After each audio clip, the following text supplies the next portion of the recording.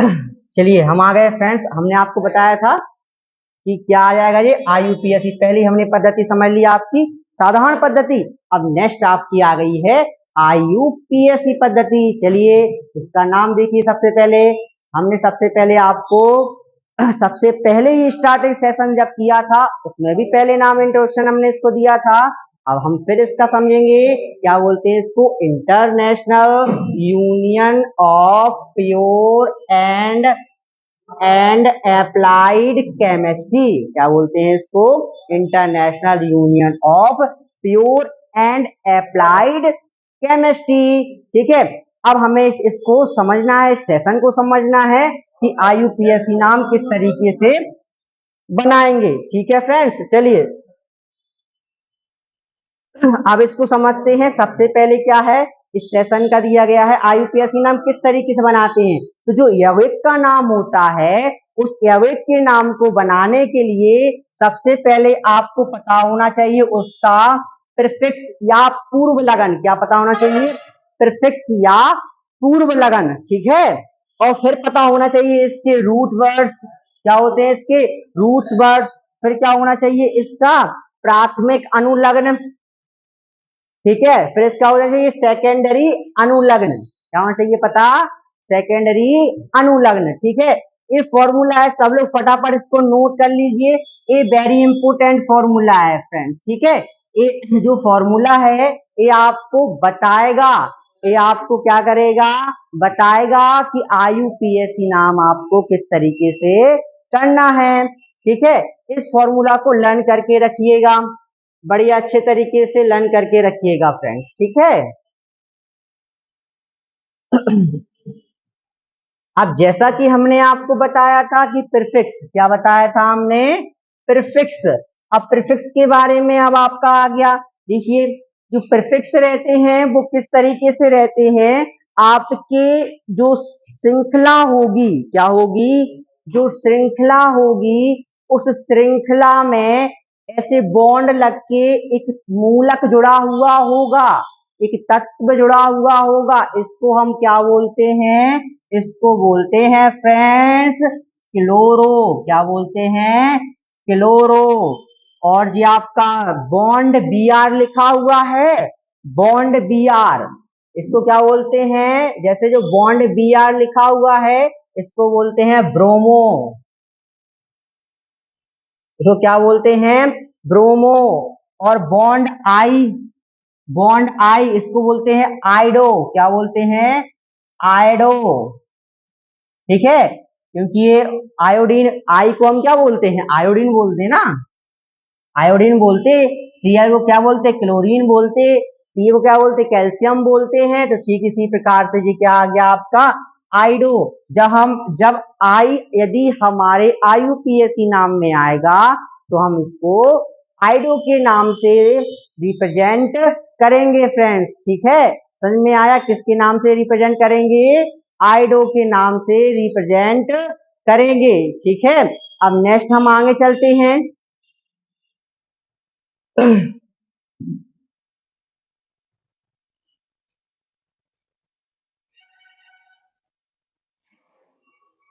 अब आपके आ गए हैं रूट शब्द, यानी शब्द मूल, या हम कहेंगे इनको रूट वर्ड। क्या कहेंगे, रूट वर्ड्स। क्या कहेंगे इनको, रूट वर्ड्स। तो रूट वर्ड्स कितने हैं अपने, टोटल 10 रूट वर्ड्स हैं। चलिए रूट वर्ड्स को देखिए। रूट वर्ड्स जो होते हैं वो डिपेंड रहते हैं carbon numbers of, carbon number of, carbon किसकी, कार्बन की, कार्बन की संख्या पर। किस पर, कार्बन की संख्या पर। यदि हम आपसे चर्चा करें कि जो श्रृंखला है वह किस पर डिपेंड रहेगी, तो श्रृंखला जो है वह कार्बन पर ही डिपेंड रहेगी। कार्बन की वैलेंसी कितनी होती है, अब वैलेंसी किसे कहते हैं, सबसे पहले तो ये पता होना चाहिए। तो वैलेंसी किसे कहते हैं, किसी भी तत्व की, क्या फ्रेंड्स, किसी भी तत्व की बाहरी कक्षा में उपस्थित। अब कक्षाएं क्या होती हैं ये भी पता होना चाहिए। तो पहले डेफिनेशन सुन लीजिए इसकी, फिर इसके पे आते हैं। ये क्या कहते हैं, किसी भी तत्व की बाहरी कक्षा में उपस्थित इलेक्ट्रॉनों की संख्या को उस तत्व की संयोजकता कहते हैं। किसे कहते हैं फ्रेंड्स? किसी भी तत्व की बाहरी कक्षा, जैसे कक्षाएं कौन कौन सी होती हैं फ्रेंड्स? कक्षाएं जैसे एक कक्षा, दो कक्षा, परमाणु होता है ना, परमाणु की कक्षाएं होती हैं, ठीक है, परमाणु की कक्षाएं होती हैं इस प्रकार से, इनके नाम भी होते हैं, इनमें इलेक्ट्रॉन्स के, एल, एम, एन, इस तरीके से इनके नाम होते हैं। आपको पता है के में कितने इलेक्ट्रॉन रहेंगे? 2 इलेक्ट्रॉन रहेंगे। के में कितने इलेक्ट्रॉन रहेंगे? 2 इलेक्ट्रॉन रहेंगे, ठीक है।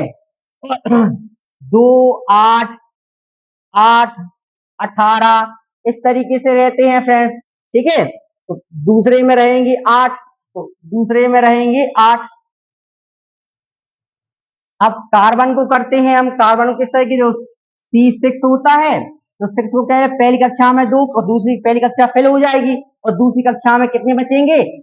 4 और 2 6, तो दूसरी कक्षा में 4 बचेंगे, यानी कार्बन की संयोजकता कितनी आ गई? कार्बन की संयोजकता आ गई अपनी कितनी? 4, ठीक है। कार्बन की संयोजकता कितनी आ गई? 4। अब हमें देखना है कि किसी भी तत्व में कितने कार्बन है, क्योंकि डिपेंड रहेगा number of carbon. Number of carbon जैसे ही आपके रहेंगे उसी प्रकार से आप उनको शब्द मूलों को क्या करेंगे? लिखेंगे। चलिए, पहला आपका है मैथ। क्या है पहला आपका? मैथ। मैथ का मतलब क्या होता है? Number of carbon only 1। कितना कार्बन? कार्बन की संख्या कितनी होगी? 1, ठीक है। दूसरा क्या है? एथ। क्या है आपका? एथ। एथ में कितने रहेंगे कार्बनों की संख्या? कार्बन की संख्या 2, वेरी गुड। अगला आपका आ गया प्रोप। क्या आ गया? प्रोप। प्रोप कार्बन की संख्या कितनी रहेगी? 3। कितनी रहेगी? 3। अगला आपका आ गया ब्यूट। ब्यूट मतलब नंबर ऑफ कार्बन कितने रहेंगे? 4, यानी नंबर ऑफ कार्बन 4। कार्बनों की संख्या 4, वेरी गुड, समझ में आया। देखिए, मैथ का मतलब अगर कार्बन की संख्या 1 है तो उस श्रृंखला में जो हम क्या करेंगे? जो हम शब्द मूल का प्रयोग करेंगे, या वर्ड रूट का यूज करेंगे, उसका यूज करेंगे हम किसका? मैथ का। किसका? मैथ का। और कार्बन की संख्या यदि कितनी है? 2 है तो करेंगे एथ का।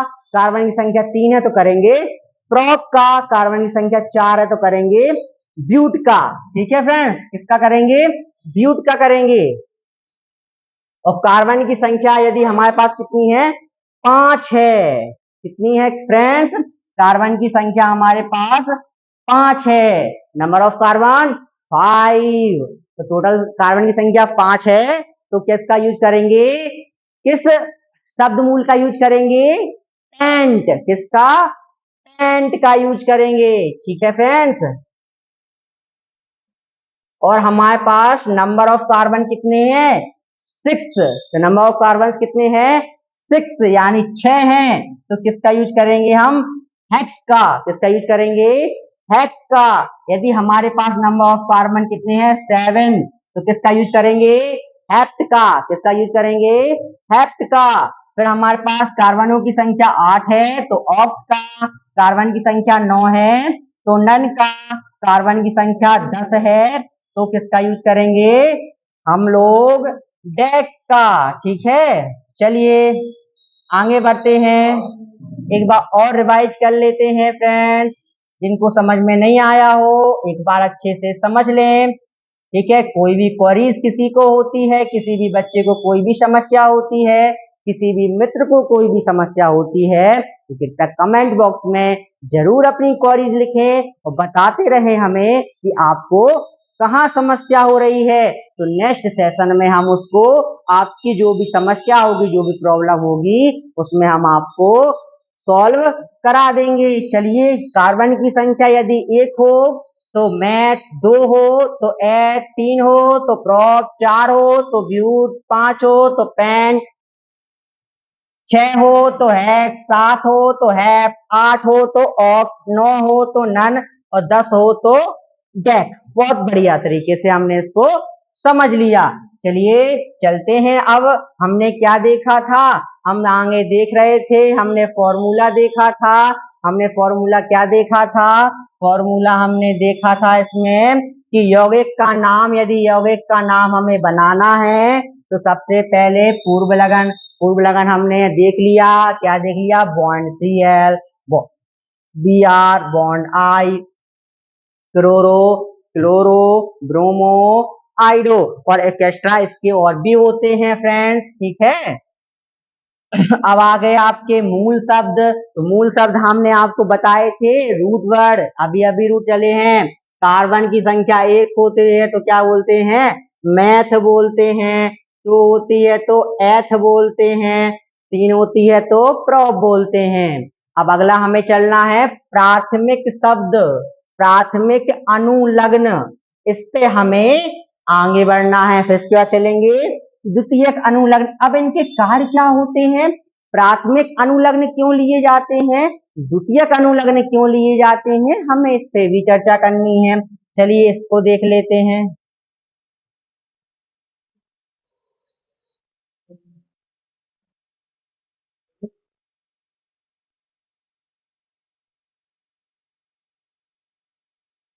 चलिए, प्राथमिक अनुलग्न यानी प्राइमरी सफिक्स, इसमें क्या करना है?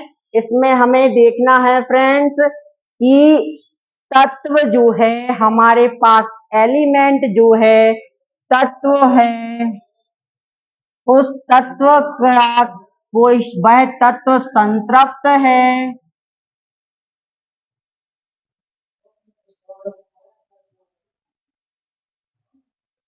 कि असंतृप्त है। हमें क्या देखना है? तत्व संतृप्त है कि असंतृप्त है। यह हमें कौन बताएगा? यह बताएगा हमें प्राथमिक अनुलग्न। प्राथमिक अनुलग्न हमें बताएगा कि तत्व जो है वह संतृप्त है कि असंतृप्त है। इसकी जानकारी हमें कौन देगा? प्राथमिक अनुलग्न। इसलिए प्राथमिक अनुलग्न का होना बहुत जरूरी होता है IUPAC नाम में। चलिए अगला देखते हैं, सेकेंडरी सफिक्स यानी द्वितीयक अनुलग्न। क्या होता है इसका नाम? इसका नाम होता है द्वितीयक अनुलग्न। द्वितीयक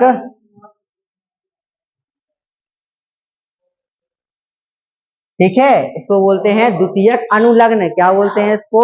द्वितीयक अनुलग्न। चलिए, द्वितीयक अनुलग्न क्या बताता है? द्वितीयक अनुलग्न आपका क्रियात्मक समूह बताता है। क्या बताता है? क्रियात्मक समूह। क्रियात्मक समूह। क्रियात्मक समूह के बारे में कौन बताता है? क्रियात्मक समूह के बारे में द्वितीयक बताता है, जो कि क्या रहता है? जैसे कोई तत्व यदि एक बॉन्ड के साथ जुड़ा है, ठीक है, कोई तत्व डबल बॉन्ड के साथ जुड़ा है, कोई तत्व ट्रिपल बंध के साथ जुड़ा है, इनको हम फ्रेंड्स बॉन्ड भी कहते हैं, हिंदी में बंध भी कहते हैं। क्या कहते हैं? हिंदी में बंध भी कहते हैं, और इनको हम इंग्लिश में बॉन्ड भी कहते हैं। कोई तत्व किस बॉन्ड से जुड़ा हुआ है वह हमें इसमें देखना पड़ता है फ्रेंड्स। चलिए अब हम देखते हैं इसमें कि बॉन्डों की संख्या कैसे आती है। जैसे अब आगे पढ़ते हैं, जैसे आपका एल्केन है, एल्कीन है, एल्काइन है, एल्केन है, एल्कीन है, एल्काइन है, ये आपके किस में रहते हैं? एक क्रियात्मक समूह जब हम पढ़ेंगे तो क्रियात्मक समूह में जैसे एल्केन है यह सिंगल बॉन्ड के साथ रहेगा, ठीक है फ्रेंड्स। और जो आपका एल्कीन है यह आपका डबल बॉन्ड के साथ रहेगा। जो आपका एल्काइन है फ्रेंड्स, ये आपका कार्बन के साथ, जैसे कार्बन की वैलेंसी होती है 4, तो इस तरीके से बनेगा एल्काइन। क्या बनेगा? एल्काइन, ठीक है। और जो आपका एल्कीन बनेगा कैसे बनेगा?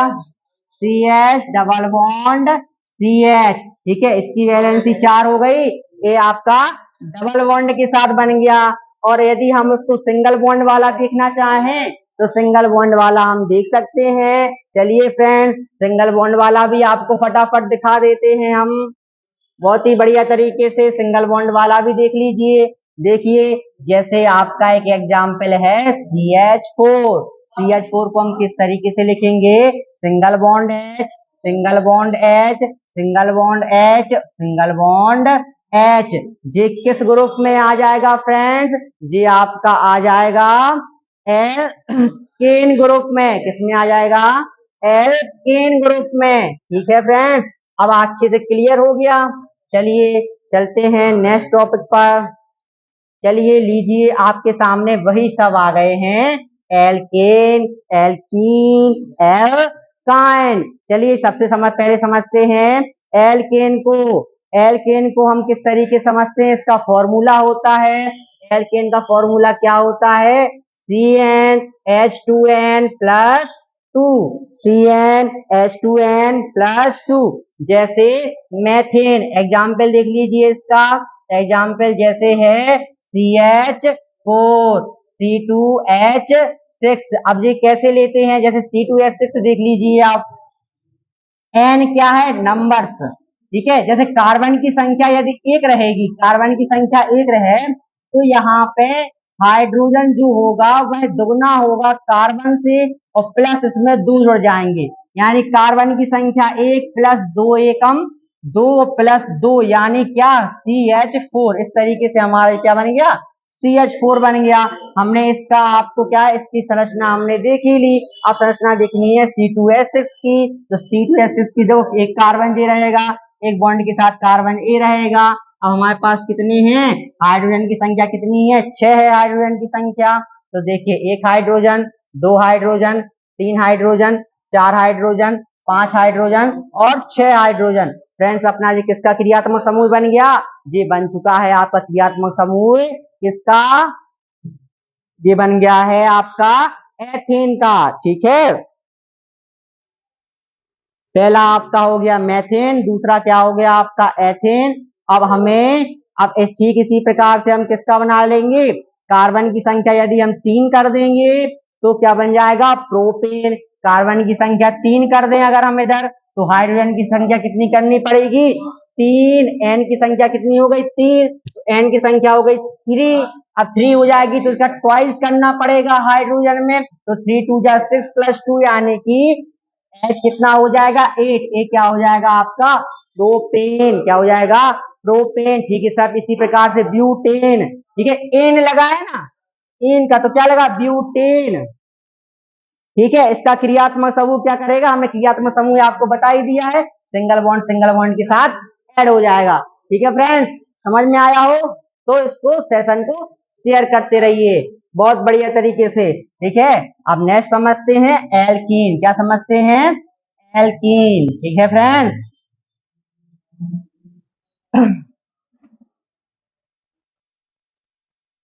चलिए अब हमने एल्केन समझ लिया।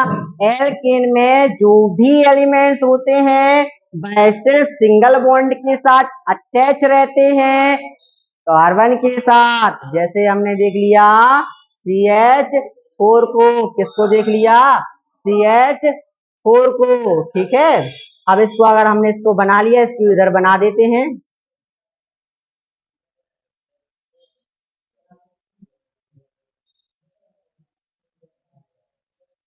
अब आ जाओ एल्कीन पर। किस पे आ जाते हैं हम लोग? एल्कीन पर। चलिए एल्कीन को हम समझते हैं। तो एल्कीन को हम किस तरीके से लेते हैं? एल्कीन को हम लेते हैं कार्बन की संख्या n और हाइड्रोजन की संख्या उससे दुगनी, किससे? उससे दुगनी लेते हैं। ठीक है, जैसे एग्जाम्पल के तौर पे आपका एक समूह आ जाता है एथिलीन। क्या आ जाता है? इसको जैसे ईन, इसमें ईन जोड़ देते हैं, तो जैसे कार्बन की संख्या यदि हम 1 लेते हैं तो हाइड्रोजन की संख्या कितनी होगी? इससे दुगनी होगी, तो CH2।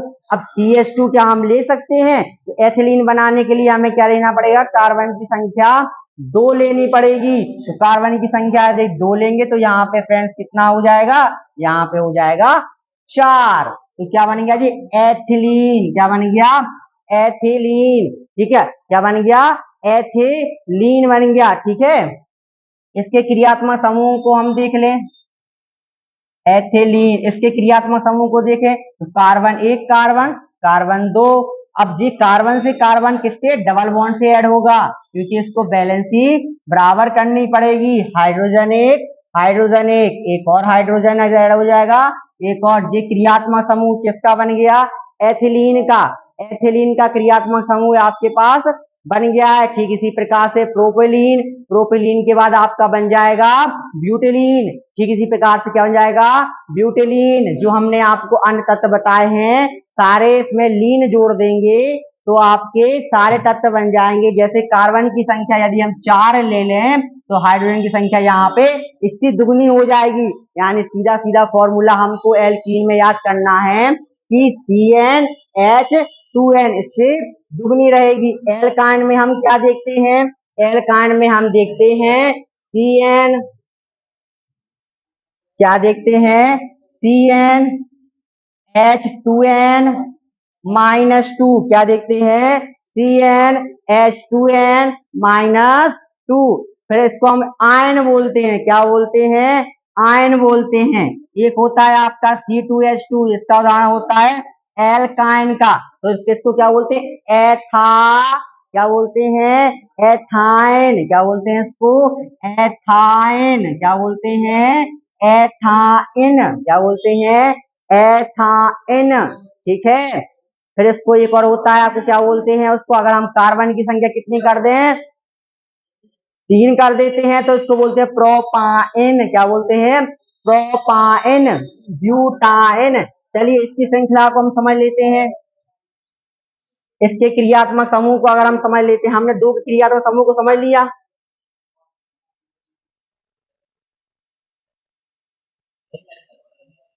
चलिए इसके क्रियात्मक समूह को समझ लेते हैं। इसका फॉर्मूला क्या होता है? CnH2n -2। इसके क्रियात्मक समूह को समझ लेंगे तो कार्बन से कार्बन ट्रिपल बॉन्ड के साथ ऐड होगा, एक हाइड्रोजन इसके पास, एक हाइड्रोजन इसके पास। ठीक है, आपका हो गया एक क्रियात्मक समूह है किसका? एल्काइन का। चलिए जल्दी से हम क्या देख लेते हैं, अब इसके एक बार रिवाइज कर लेते हैं इनके फॉर्मूलेस को जल्दी से फटाफट फटाफट रिवाइज कर लेते तो पूरा क्लियर हो जाएगा।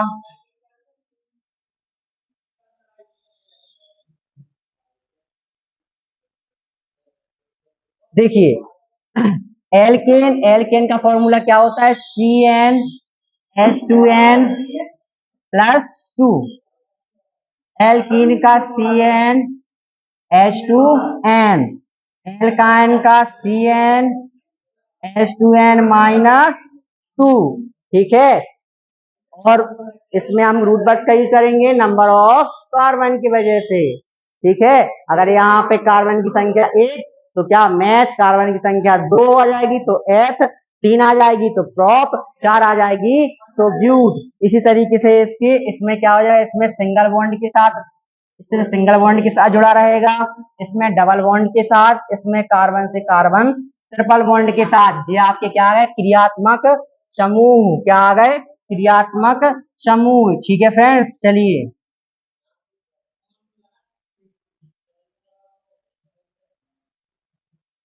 अब आपके सामने आ गई एथेनॉल की संरचना। किसकी संरचना? C2H5OH। C2H5OH, इसका आपको क्या बनाना है? इसकी संरचना बनानी है। तो इसकी संरचना कैसे बनाएंगे आप? चलिए देखिए, कार्बन की संख्या कितनी है? कार्बन की संख्या 2 है। एक कार्बन जी आ गया, एक कार्बन जी आ गया, कार्बन से कार्बन मेथेनॉल। ठीक है, ऑल, तो इसमें एक मूलक जुड़ा हुआ होगा OH। क्या जुड़ा हुआ होगा? OH। चलिए 5 कार्बन करते हैं पहले।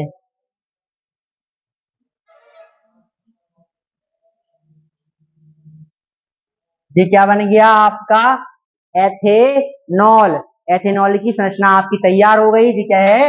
एथेनॉल। ठीक है, जब किसी भी तत्व में, यदि किसी तत्व में उसके मूलक में OH जोड़ देते हैं बॉन्ड के साथ तो उसमें नॉल लग जाता है। क्या लग जाता है? नॉल। ठीक है, ये कहलाता है एल्कोहल। क्या कहलाता है? एल्कोहल। क्या कहलाता है? एल्कोहल। इसको क्या बोलते हैं फ्रेंड्स? एल्कोहल। ठीक है, किसी में भी जोड़ दें, ये मूलक रहता है, इसको बोलते हैं एल्कोहल। OH ग्रुप को बोलते हैं एल्कोहल। ठीक है, क्लियर है? चलिए नेक्स्ट चलते हैं।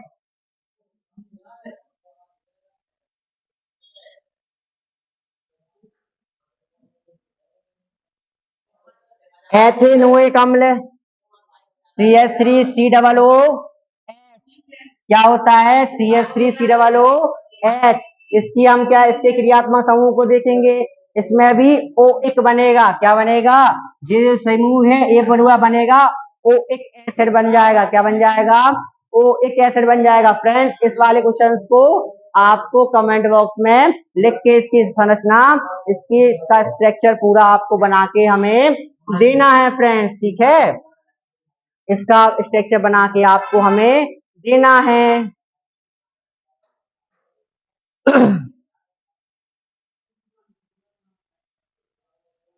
चलिए, अब आपके सामने आ गया CH3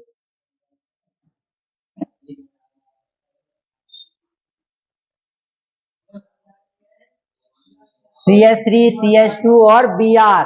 इसमें Br से जुड़ा है तो क्या जुड़ा है? ब्रोमो। क्या जुड़ा है? ब्रोमो। तो इसका नाम क्या हो जाएगा? मैथ एथ प्रॉप। अब इसमें प्रॉप तो है नहीं, दो हैं तो क्या आ जाएंगे? एथ। क्या आ जाएगा आपके सामने? एथ। तो क्या बनेगा? Bromo bromo ethane. ठीक है, अब आपके लिए आ गया फॉर्मेल्डिहाइड ग्रुप का आ गया। फॉर्मेल्डिहाइड ग्रुप का आपका सामने आ गया। इसको क्या बोलते हैं? फॉर्मेल्डिहाइड ग्रुप का आ गया है। इसको क्या है? इसका फॉर्मिक अम्ल नाम है। ठीक है फ्रेंड्स, चलिए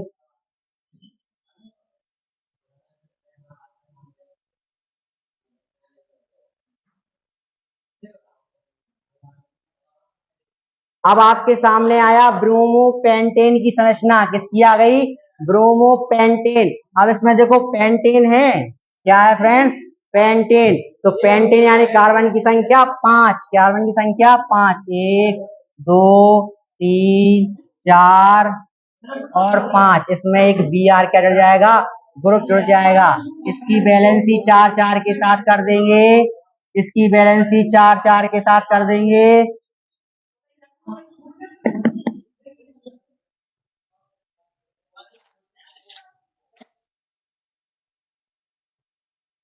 इसकी बैलेंसी 4 4 के साथ, इसको कार्बन की बैलेंसी 4 4 के साथ कर देंगे। तो इसकी देखिए, कार्बन के साथ 4 4 की बैलेंसी कर देंगे।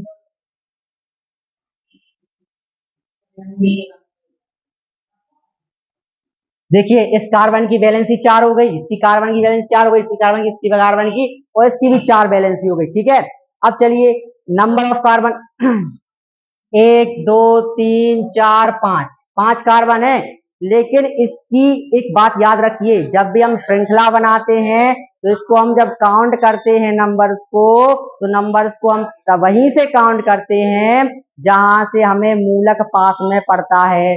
अब मूलक Br कहां से? यहां से पास में पड़ रहा, तो हम काउंटिंग करेंगे इस कार्बन से। तो एक काउंटिंग करेंगे हम इस कार्बन से, तो क्या है? 1 2 3 4 5।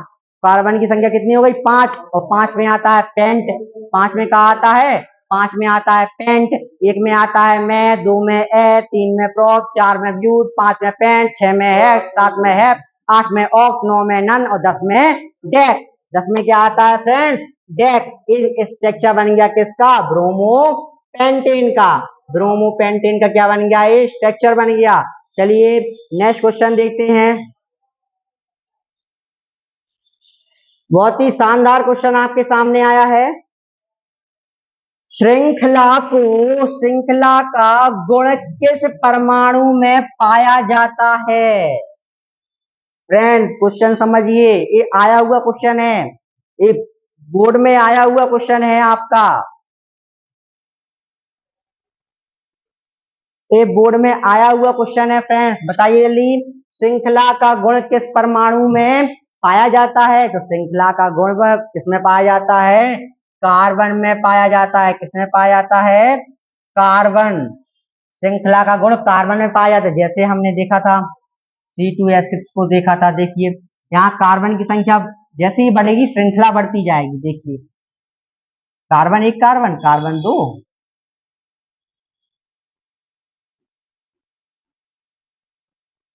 ठीक है, ये हो गया। अब कार्बन की संख्या और बढ़ती जाएगी। अगर हम कार्बन की संख्या यहाँ बढ़ा दें,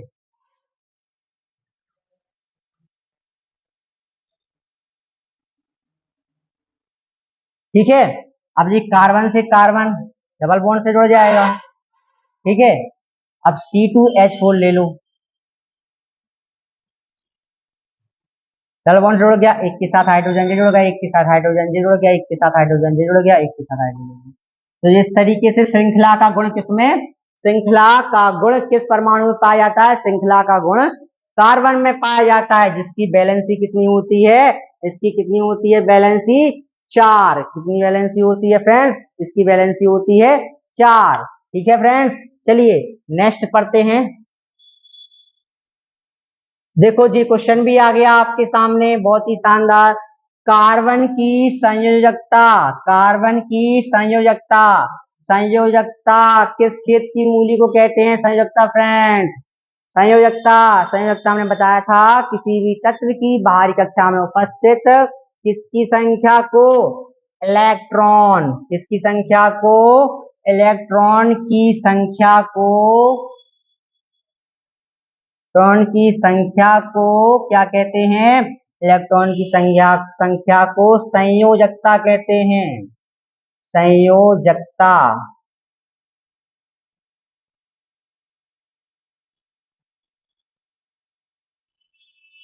ठीक है, क्या कहते हैं? संयोजकता कहते हैं, ठीक है। तो इसकी संयोजकता, कार्बनिक संयोजकता कितनी होती है? कार्बनिक संयोजकता होती है 4। कितनी होती है? 4 यानी 4, ठीक है। कितनी होती है? 4। एल्काइन का सामान्य सूत्र क्या होता है? तो एल्काइन का सामान्य सूत्र हमने आपको बता दिया था, क्या होता है? CnH2n, CnH2n minus 2, CnH2n minus 2। इसका एक उदाहरण लिख लीजिए, जैसे C2H2, C2H2, इसका स्ट्रक्चर बना लीजिए। एक कार्बन, ट्रिपल बॉन्ड से अगला कार्बन, इसके साथ H और इसके साथ H। हमने क्या बताया था? एक क्या बन गया? एथाइन, एथाइन क्या बन गया? एथाइन क्या बन गया? एथाइन। ठीक है फ्रेंड्स, चलिए अगला बेंजीन की संरचना। तो बेंजीन जो होता है फ्रेंड्स, इसका अणुसूत्र जो होता है वह होता है C6H6। क्या होता है? C6H6। यह एक बंद संरचना होती है। क्या होती है? यह एक बंद संरचना होती है। देख लीजिए इसका स्ट्रक्चर, देख लीजिए।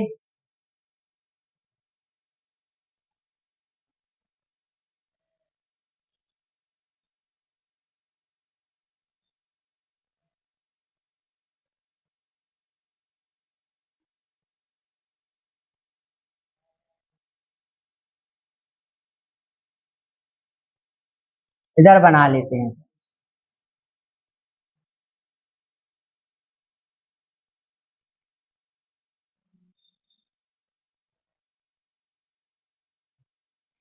एक, दो, तीन, चार, 5 और ये अपना जुड़ गया 6। ये संरचना जो होती है इसकी किसकी होती है? बेंजीन की संरचना होती है। संरचना पूरी बंद रहती है, ठीक है, ये बेंजीन की संरचना होती है। अगला क्वेश्चन है, कार्बन के कितने अपर रूप होते हैं? कार्बन के कुल 3 अपर रूप होते हैं। पहला हीरा, दूसरा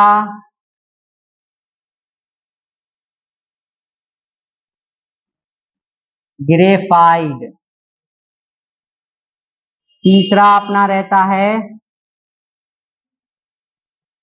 फुलेरीन। एक क्वेश्चन आपसे पूछते हैं, क्रियात्मक समूह में, एक क्वेश्चन बताइए, क्रियात्मक समूह में कार्बन का सबसे स्थायी अपर रूप कितना होता है, कितने, कौन सा होता है? तो कार्बन का ग्रेफाइड होता है, आपका क्या होता है? Graphite C16। कितना होता है? Graphite C16। ठीक है। सी कार्बन 60 जो होता है वह क्या होता है? स्थायी होता है, स्थायी अपर रूप होता है। स्थायी अपर रूप होता है किसका? कार्बन का। कार्बन का क्या होता है? कार्बन का स्थायी अपर रूप क्या होता है? C60। ठीक है फ्रेंड्स, इसके साथ अपना सेशन क्या हुआ? बहुत ही शानदार तरीके से समाप्त हुआ। सभी भाइयों को, सभी फ्रेंडों को हमारे जय श्री राम।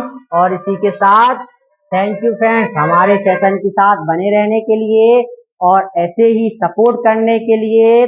चलिए फ्रेंड्स, ऐसे ही नई नई जानकारियां लेने के लिए हमारे चैनल के साथ बने रहें। हमारा चैनल का उद्देश्य ही है कि सभी बच्चों को बेस्ट से बेस्ट एजुकेशन प्रोवाइड कराना।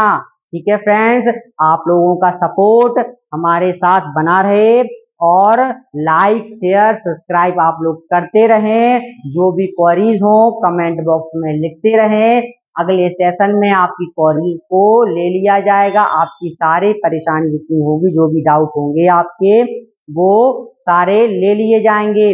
बहुत ही जल्द आप लोगों को जो पीडीएफ हम पढ़ाते हैं, ये पीडीएफ जो हमने अभी आपको पढ़ाई है, जिन बच्चों को पीडीएफ चाहिए हो उन बच्चों को पीडीएफ भी प्रोवाइड हम करा देंगे। कुछ समय के लिए, कुछ थोड़ा सा हमें आप समय दीजिए, कुछ समय के बाद हम आपको पूरी पीडीएफ हम आपको प्रोवाइड करा देंगे। ठीक है, हम अपने किस चैनल से, हम आपको टेलीग्राम चैनल से बता देंगे। टेलीग्राम चैनल की लिंक दे देंगे आपको, या हम इसके डिस्क्रिप्शन बॉक्स में टेलीग्राम चैनल की लिंक डाल देंगे, तो वो आपको प्रोवाइड करा देंगे। जिससे क्या होगा, आपको इसकी सेशन की पीडीएफ आपको मिल जाएगी। चलिए फ्रेंड्स, कैसा लगा आज का सेशन, IUPAC सेशन कैसा लगा? चलिए कमेंट बॉक्स में बताइए और हमारे साथ जुड़े रहिए। जय श्री राम।